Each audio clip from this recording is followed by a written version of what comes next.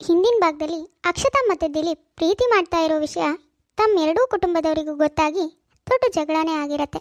ಅದು ಅಲ್ಲದೆ ತಮ್ಮ ಪ್ರೀತಿನ ಉಳಿಸ್ಕೊಂಡು ತಮ್ಮ ಎರಡೂ ಕುಟುಂಬನ ಮತ್ತೆ ಒಂದು ಮಾಡಬೇಕು ಅಂತ ಅವರಿಬ್ರು ನಿರ್ಧಾರ ಆಗಿರತ್ತೆ. ಹಾಗಾಗಿನೇ ಅದೇ ಕಾರಣಕ್ಕೆ ಇಬ್ಬರು ಮದುವೆ ಆಗಬೇಕು ಅಂದ್ಕೊಂಡಿರ್ತಾರೆ. ಆದರೆ ಎರಡೂ ಕುಟುಂಬಗಳು ವೈರತ್ವದಲ್ಲಿ ಕಾದಾಡ್ತಿರುವಾಗ ಈ ಮಕ್ಕಳು ಮಾಡ್ತಿರೋ ಪ್ರೀತಿಗೆ ಬೆಲೆ ಕೊಡ್ತಾರಾ ಅನ್ನೋದನ್ನ ನಾವು ಇವತ್ತಿನ ಎಪಿಸೋಡಲ್ಲಿ ನೋಡೋಣ. ಛೇ, ನೀನು ಅದೆಂಥ ಮಗಳನ್ನ ಹೆತ್ತಿದೆಯೇ? ಆ ಮಗಳು ನಮಗೆ ಹುಟ್ಟೋ ಬದಲು ನೀನು ಬಂಜೆ ಆಗಿದ್ದಿದ್ರು ಪರವಾಗಿರ್ಲಿಲ್ಲ, ಯಾವ ಚಿಂತೆ ಇರ್ತಿರ್ಲಿಲ್ಲ. ಅಂಥ ಮಗಳನ್ನ ಯಾಕಾದರೂ ಹೆತ್ತಿದೀಯೇ ನೀನು? ಈ ಥರ ನನ್ನ ಮರ್ಯಾದಿನ ಬೀದಿಗೆ ತರ್ತಾಳೆ ಅಂತ ನನಗೆ ಮೊದಲೇ ಗೊತ್ತಾಗಿದ್ದಿದ್ರೆ ಹುಟ್ಟಿದಾಗಲೇ ಕತ್ತಿಸಿಗಿ ಸಾಯಿಸ್ಬಿಡ್ತಿದ್ದೆ ಕಣೆ ಅವಳನ್ನ. ಅಯ್ಯೋ, ಅವಳು ನಿಮ್ಮ ಮಗಳು ಕಣ್ರಿ, ಯಾಕ್ರಿ ಹೀಗೆಲ್ಲ ಮಾತಾಡ್ತಿದ್ದೀರಾ? ನಾವು ಹೆತ್ತಿರೋ ಮಗಳಿಗೆ ನಾವೇ ಕೇಡ್ ಬಯಸೋದು ಸರಿ ಇರುತ್ತೇನ್ರಿ? ಏನೋ ಗೊತ್ತಾಗದೆ ಮಕ್ಕಳು ತಪ್ಪು ಮಾಡಿದ್ದಾರೆ, ಅದಕ್ಕೆ ಅವ್ರು ಸಾವು ಬಯಸ್ತಿದ್ದೀರಲ್ರಿ ನೀವು. ಬಾಯಿ ಮುಚ್ಚೆ ಸಾಕು. ನಿನ್ನ ಮಗಳಿಗೆ ಹೇಳೋಕ್ಕಿಂತ ಮೊದಲು ನಿನ್ನ ಸೊಂಟ ಮುರಿಬೇಕು ಕಣೆ. ಮಗಳಿಗೆ ಸರಿಯಾಗಿ ಬುದ್ಧಿ ಹೇಳ್ಕೊಟ್ಟು ಹತ್ತು ಬಸ್ನಲ್ಲಿ ಇಟ್ಟಿದ್ರೆ ಇವತ್ತು ಇಡೀ ಊರಿನ ಎದುರಿಗೆ ನನ್ನ ಮರ್ಯಾದಿನ ನೀರೊಳಗೆ ಹುಣಸೆ ಹಣ್ಣು ಕಿವುಚು ತೊಳ್ದಂಗೆ ತೊಳಿತಾ ಇರಲಿಲ್ಲ ಕಣೆ ಅವಳು. ಇಲ್ಲ, ಇವತ್ತು ಮುಗೀತು. ಏನೋ ಹೋಗ್ಲಿ ಅಂತ ಮೊದಲನೇ ಸಾರಿ ಸುಮ್ಮನೆ ಇದ್ದೆ. ಆದರೆ ಇವಾಗ ಆ ನಾಯಿ ಮನೆಗೆ, ಅದು ಅಲ್ಲದೆ ಅವ್ರ ಮನೆ ಪಿಂಡನ ಇವಳು ಹೊಟ್ಟೆಲಿ ಇಟ್ಕೊಂಡಿದ್ದಾಳೆ. ಏನು ನಾಚಿಕೆಟ್ಟವಳೆ ನಿನ್ನ ಮಗಳು. ಥೂ, ತಂದೆ ತಾಯಿ ಮರ್ಯಾದಿನ ಪ್ರತಿಷ್ಠೆನ ಬೀದಿಗೆ ತಳ್ಳಿ ಅವನ ಜೊತೆ ಮಲಗಿದ್ದಾಳೆ. ರೀ, ಯಾಕ್ರಿ ಬಾಯಿಗೆ ಬಂದಾಗೆಲ್ಲ ಮಾತಾಡ್ತಿದ್ದೀರಾ? ಎಷ್ಟೇ ಅಂದ್ರು ನಾವು ಹೆತ್ತಿರೋ ಮಗಳಲ್ವೇನ್ರಿ ಅವಳು? ನೀನು ಬಾಯಿ ಮುಚ್ಕೊಂಡು ತೆಪ್ಪಗಿರು. ನೀವಿಬ್ರು ತಾಯಿ ಮಗಳಿಂದ ನಾನು ಇಷ್ಟು ವರ್ಷ ಕಾಪಾಡ್ಕೊಂಡು ಬಂದಿರೋ ಗೌರವ ಎಲ್ಲ ಮಣ್ಪಾಲಾಯ್ತು. ಮದುವೆ ಆಗಬೇಕು ಅಂತ ಹೋಗಿದ್ದಾಳಲ್ವಾ ಅವಳು, ಇವತ್ತು ಅವಳು ಮದುವೆ ಅಲ್ಲ, ಮಂಟಪದಲ್ಲೇ ಹೆಣ ಎತ್ತಬೇಕು. ಹಾಗೆ ಮಾಡ್ತೀನಿ. ಅಯ್ಯೋ ರೀ, ಬೇಡ ರೀ, ದಯವಿಟ್ಟು ಹೀಗೆಲ್ಲ ಮಾತಾಡಬೇಡಿ, ನಿಂತ್ಕೊಳ್ರಿ. ನೀನೇನೋ ಬೋಗಳ್ತಿದ್ಯಾ? ಆ ಬಿಕಾರಿ ಮನೆ ಹುಡುಗಿನ ನನ್ನ ಮಗ ಮದುವೆ ಮಾಡ್ಕೊಳಕ್ ತಯಾರಿ ಮಾಡಿದಾನ. ಅಷ್ಟೇ ಅಲ್ಲ ಯಜಮಾನ್ರೆ, ನಿಮ್ಮ ಮಗನ ಮಗು ಅವ್ರ ಮಗಳ ಹೊಟ್ಟೆಲಿ ಬೆಳೀತಾ ಇದೆ. ಅಯ್ಯೋ ದೇವ್ರೆ, ಏನಪ್ಪ ಹೇಳ್ತಿದ್ಯಾ ನೀನು? ಹೌದು ಅಮ್ಮೋರೆ, ಇದೇ ಕಾರಣಕ್ಕೆ ಅವ್ರು ಇವಾಗ ಮದುವೆ ಆಗ್ತಾ ಇರೋದು. ನೋಡಿದ್ಯೇನೆ ಮಗ ಮಗ ಅಂತ ತಲೆ ಮೇಲೆ ಹೊತ್ಕೊಂಡು ಮೆರೆಸ್ತಾ ಇದೆಯಲ್ಲ. ಇವಾಗ ನೋಡು ನಿನ್ನ ಕುಲಪುತ್ರ ಎಂಥ ಗನಂದಾರಿ ಕೆಲಸ ಮಾಡಿದ್ದಾನೆ ಅಂತ. ಛೀ, ಕುಲ ಪ್ರತಿಷ್ಠೆ ಗೌರವ ಮರ್ಯಾದೆ ಅಂತ ಬಂದ್ರೆ ಒಡ ಹುಟ್ಟಿರೋ ತಂಗಿ ಅಂತಾನು ನೋಡ್ದೆ ಈ ಮನೆಯಿಂದ ದೂರ ತಳಿದೀನಿ. ಆದ್ರೆ ನಿನ್ನ ಮಗನಿಂದ ಅದೇ ನೆರಳು ಮತ್ತೆ ನಮ್ಮ ಮನೆ ಮೇಲೆ ಬೀಳೋ ಹಾಗಾಗ್ತಿದೆ. ಅಂತ ಮಗ ಇದ್ರೆ ಎಷ್ಟು, ಸತ್ರೆ ಎಷ್ಟೇ. ಅಯ್ಯೋ, ಯಾಕ್ರಿ ಹೀಗೆಲ್ಲ ಮಾತಾಡ್ತಿದ್ದೀರಾ? ನಿಮಗೆ ದ್ವೇಷ ಇರೋದು ನಿಮ್ಮ ತಂಗಿ ಮೇಲಲ್ವೇನ್ರಿ? ಹಾಗಂತ ನಮ್ಮ ಮಕ್ಕಳು ಮರಿ ಎಲ್ಲ ದ್ವೇಷ ಕಟ್ಕೋತಾ ಹೋಗ್ತಾರ ಹೇಳಿ? ಅಂದ್ರೆ ಏನೇ ನಿನ್ನ ಮಾತಿನ ಅರ್ಥ? ಮಗನ ಪ್ರೀತಿನ ಒಪ್ಕೊಂಡು ಅವ್ನು ಮಾಡಿರೋ ತಪ್ಪನ್ನೆಲ್ಲ ಕ್ಷಮಿಸ್ಬೇಕು ಅಂತನಾ? ನನ್ನ ತಾಯಿ ನನ್ನಿಂದ ದೂರ ಆದಾಗಲೇ ನನ್ನ ಅವರ ನಡುವೆ ಇರೋ ಸಂಬಂಧ ಕಡ್ದೋಯ್ತು. ಆದರೆ ನನ್ನ ತಾಯಿ ಸಾವಿಗೆ ಕಾರಣ ಆಗಿ ನನ್ನ ಮರ್ಯಾದೆನ ಮಣ್ಪಾಲ್ ಮಾಡಿರೋ ಆ ಮನೆ ಹೆಣ್ಣನ್ನ ನಿನ್ನ ಕುಲಪುತ್ರ ಮದುವೆ ಆಗೋಕೆ ಹೊರಟಿದ್ದಾನೆ ಅಲ್ವಾ ಇವಾಗ? ಅದ್ರಲ್ಲಿ ಏನ್ರಿ ತಪ್ಪಿದೆ? ಅಲ್ಲ ರೀ, ಅವ್ರೇನು ಬೇರೆಯವರ ಸ್ವಂತ ಅತ್ತೆ ಮಾವನ ಮಕ್ಕಳು. ಇಬ್ರು ಪ್ರೀತಿ ಮಾಡಿದ್ರು, ಮದುವೆ ಆದ್ರು, ಅದ್ರಲ್ಲಿ ಏನ್ರಿ ತಪ್ಪು? ನಾನು ಈ ಮನೆಗೆ ಮದುವೆ ಆಗಿ ಬಂದಾಗ್ಲೇ ನೀವೇ ಹೇಳಿದ್ರಿ ತಾನೆ, ನನಗೆ ಮಗ ಹುಟ್ಟಿದ್ರೆ ನನ್ನ ತಂಗಿ ಮಗಳನ್ನೇ ಅವನಿಗೆ ಹೆಂಡತಿಯಾಗಿ ತರೋದು ಅಂತ. ಮತ್ತೇನ್ರಿ, ಅದನ್ನೆಲ್ಲ ಮರ್ತು ಬಿಟ್ರಾ ನೀವು? ಸಾಕು, ಬಾಯಿ ಮುಚ್ಚೆ. ಮದುವೆ ಅಂತೆ ಮದುವೆ. ಅದು ನನ್ನ ತಂಗಿ ನನ್ನ ಮನೆಯಲ್ಲಿ ನನ್ನ ಗೌರವ ಕಾಪಾಡುವಾಗ ಹೇಳಿದ್ದು. ಆದ್ರೆ ಅವಳು ನಮ್ಮ ಮನೆ ಗೌರವನ ಎಡಗಾಲಲ್ಲಿ ಒದ್ದು ಆ ಬಿಕಾರಿ ಹಿಂದೆ ಹೋದ್ಲು. ಅಂಥವಳ ಮಗಳನ್ನ ನಮ್ಮನೆ ಸೊಸೆ ಮಾಡ್ಕೋತೀನ? ಛೀ! ಯಾಕ್ರಿ ಇಷ್ಟೊಂದು ಹೀಗೆ ಕಠೋರವಾಗಿ ಮಾತಾಡ್ತಿದ್ದೀರಾ?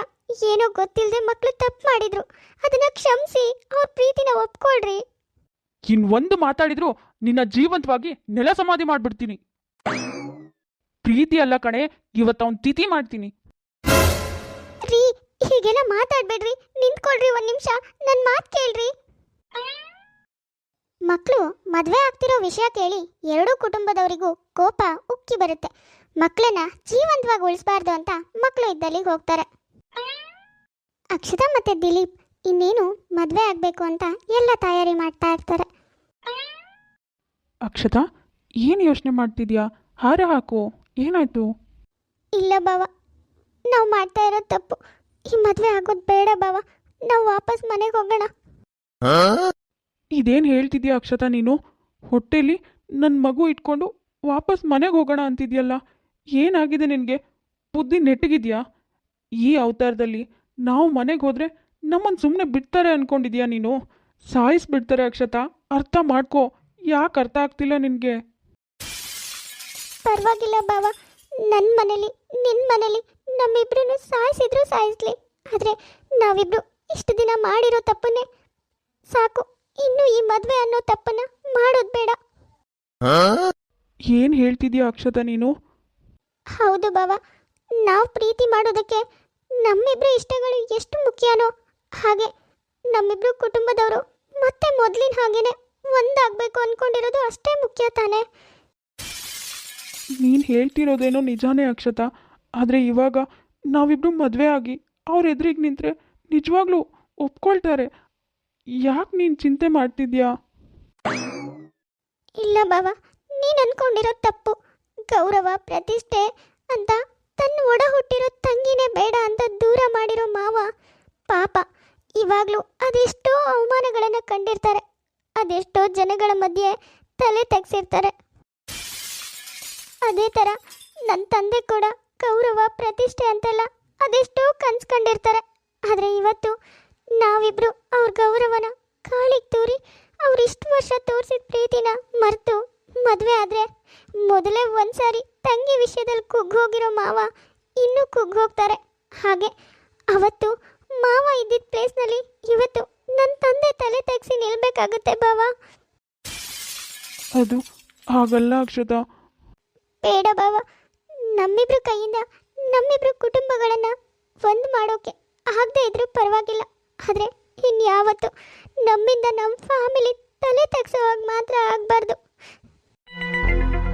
ನಿನ್ನ ಬಿಟ್ಟು ಬದುಕೋ ಶಕ್ತಿ ನನಗಿಲ್ಲ, ಆದರೆ ನನ್ನ ತಂದೆ ತಾಯಿಗೋಸ್ಕರ ನಿನ್ನ ತಂದೆ ತಾಯಿಗೋಸ್ಕರ ಅವ್ರು ಸುಖವಾಗಿರಬೇಕು ಅಂದರೆ ನಾವಿಬ್ರು ದೂರ ಆಗೋದೇ ಒಳ್ಳೇದು ಬಾವ. ಆದರೆ ಒಂದಂತೂ ನಿಜ, ಯಾವತ್ತಿಗೂ ನಿನಗೋಸ್ಕರನೇ ಕಾಯ್ತಾ ಇರ್ತೀನಿ. ನಿಜ ಅಕ್ಷತಾ, ನೀನು ಹೇಳಿದ ಸರಿ ಇದೆ. ನಮ್ಮಿಂದ ಮತ್ತೆ ನಮ್ಮನೆಯವರು ನೋವು ಪಡೋ ಹಾಗೆ ಮಾಡಬಾರ್ದು. ಸರಿ ಬಾ, ಮನೆಗೆ ಹೋಗೋಣ. ಅದು ಅದು ಅದು ಅದು ಅಪ್ಪ, ಅದು ಅಪ್ಪ, ಅದೇನಂದ್ರೆ ಅದೇನಂದ್ರೆ ನನ್ನ ಕ್ಷಮಿಸ್ಬಿಡೋ ಮಗನೆ. ಇಷ್ಟು ಚಿಕ್ಕ ವಯಸ್ಸಲ್ಲೇ ನಮ್ಮ ಬಗ್ಗೆ, ನಮ್ಮ ಗೌರವದ ಬಗ್ಗೆ ಯೋಚನೆ ಮಾಡ್ತಾ ಇದ್ದೀರ. ಆದರೆ ನಾವು ಇಷ್ಟು ವಯಸ್ಸಾಗಿದ್ರು, ಇಷ್ಟು ದೊಡ್ಡವರಾಗಿದ್ರು ಕೂಡ ನಿಮ್ಮ ಇಷ್ಟಗಳನ್ನು, ನಿಮ್ಮ ಆಸೆಗಳನ್ನು ಅರ್ಥನೇ ಮಾಡ್ಕೊಂಡಿಲ್ಲ. ಹೌದು ಮಗಳೇ, ನನ್ನಿಂದ ನಿನಗೆ ತುಂಬ ನೋವಾಗಿದೆ. ಇಬ್ಬರೂ ನನ್ನ ಕ್ಷಮಿಸ್ಬಿಡ್ರಿ. ನೀವಿಬ್ಬರು ಇಷ್ಟಪಟ್ಟಾಗೆ ನಮ್ಮ ಹಳೆಯ ದ್ವೇಷನೆಲ್ಲ ಮರೆತು ನಮ್ಮ ಎರಡೂ ಕುಟುಂಬನೂ ಒಂದಾಗ್ತೀವಿ. ನೀವಿಬ್ಬರು ಇಷ್ಟಪಟ್ಟ ಹಾಗೆ ನಿಮ್ಮಿಬ್ರು ಮದುವೆನೂ ನಾವೇ ನಿಂತು ಮಾಡ್ತೀವಿ. ಹೌದೌದು, ನನ್ನ ಸೊಸೆ ಮುಖ ನೋಡಿ ನಿಮ್ಮಿಬ್ರು ಕ್ಷಮಿಸ್ತಾ ಇದ್ದೀನಿ. ನಾನು ಅಷ್ಟೇ, ನನ್ನ ಅಳಿಯನ ಮುಖ ನೋಡಿ ನಿಮ್ಮನ್ನೆಲ್ಲ ಕ್ಷಮಿಸ್ತಾ ಇದ್ದೀನಿ. ಅಂತೂ ತಮ್ಮ ಎರಡೂ ಕುಟುಂಬಗಳು ತಮ್ಮ ತಮ್ಮ ದ್ವೇಷನೆಲ್ಲ ಮರೆತು ಮತ್ತೆ ಮಕ್ಕಳಿಗೋಸ್ಕರ, ಮಕ್ಕಳು ಇಷ್ಟಪಟ್ಟ ಹಾಗೆ ಮಕ್ಕಳಿಗಾಗಿನೇ ಎರಡೂ ಕುಟುಂಬಗಳು ಮತ್ತೆ ಒಂದಾಗತ್ತೆ. ಹಾಗೆ ಮಕ್ಕಳು ಇಷ್ಟಪಟ್ಟಾಗೆ ಮಕ್ಕಳ ಪ್ರೀತಿನ ಮನೆಯವರೆಲ್ಲರೂ ಒಪ್ಕೊಂಡು ದಿಲೀಪ್ ಮತ್ತು ಅಕ್ಷತನಿಗೆ ತಾವೇ ಮುಂದೆ ನಿಂತು ಮದುವೆ ಮಾಡ್ತಾರೆ. ರಂಗನಾಥ್ ಅನ್ನೋರು ಕಮೆಂಟ್ ಮಾಡಿದರು ನಾಗರತ್ನ ಅನ್ನೋರಿಗೆ ಹಾಯ್ ಹೇಳಿ ಅಂತ. ಹಾಯ್ ನಾಗರತ್ನ. ಹಾಗೆ ದಿವ್ಯಾ ಶೆಟ್ಟಿ ಅನ್ನೋರು ಕಮೆಂಟ್ ಮಾಡಿದರು ಹಾಯ್ ಹೇಳಿ ಅಂತ. ಹಾಯ್ ದಿವ್ಯಾ, ಇಬ್ಬರು ಹೀಗೆ ಸಪೋರ್ಟ್ ಮಾಡ್ತಾ ಇರಿ. Thank you for your supporting. ನೋಡಿದ್ರಲ್ಲ ವೀಕ್ಷಕರೇ, ಇವತ್ತಿನ ನಮ್ಮ ವಿಡಿಯೋ ಸ್ವಲ್ಪನಾದರೂ ಇಷ್ಟ ಆಗಿದ್ರೆ ಪ್ಲೀಸ್ ನಮ್ಮ ಚಾನಲ್ನ ಸಬ್ಸ್ಕ್ರೈಬ್ ಮಾಡ್ಕೊಳ್ಳಿ, ಲೈಕ್ ಮಾಡಿ, ಶೇರ್ ಮಾಡಿ, ಹಾಗೆ ಕಮೆಂಟ್ ಮಾಡಿ. ತುಂಬ ಜನ ಹಾಗೆ ವೀಡಿಯೋಸ್ ನೋಡ್ತಾ ಇದ್ರೆ, ಯಾರ್ಯಾರು ಹಾಗೆ ವೀಡಿಯೋಸ್ ನೋಡ್ತಾ ಇದ್ರೆ ದಯವಿಟ್ಟು ಸಬ್ಸ್ಕ್ರೈಬ್ ಮಾಡ್ಕೊಳ್ಳಿ. ಸರಿ ವೀಕ್ಷಕರೇ, ನಾನಿನ್ನ ಹೊರಡ್ತೀನಿ. ನೆಕ್ಸ್ಟ್ ವಿಡಿಯೋದಲ್ಲಿ ಮತ್ತೆ ಸಿಗೋಣ.